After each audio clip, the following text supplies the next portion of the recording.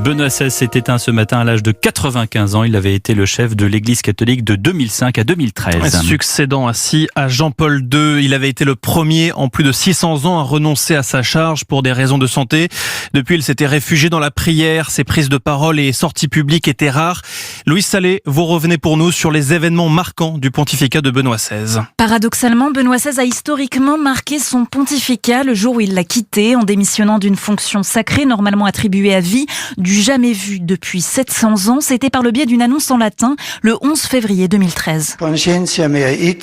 Après avoir examiné ma conscience devant Dieu, je suis parvenu à la certitude que mes forces, en raison de l'avancement de mon âge, ne sont plus aptes à exercer adéquatement le ministère pétrinien. Deux papes, Benoît XVI et François, ont ensuite cohabité avec des points de vue divergents, Ratzinger prenant une ligne conservatrice. Pendant son pontificat, on se souvient de phrases polémiques et maladroites sur l'homosexualité, le préservatif ou encore l'islam.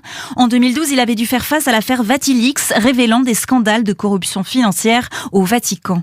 Ratzinger avait été également accusé récemment d'avoir couvert des pédocriminels lorsqu'il était archevêque de Munich. Brillant théologien, enfin, ce pape a dédié sa vie à l'étude des textes chrétiens et à fournir des clés de lecture spirituelle très appréciées encore aujourd'hui des croyants.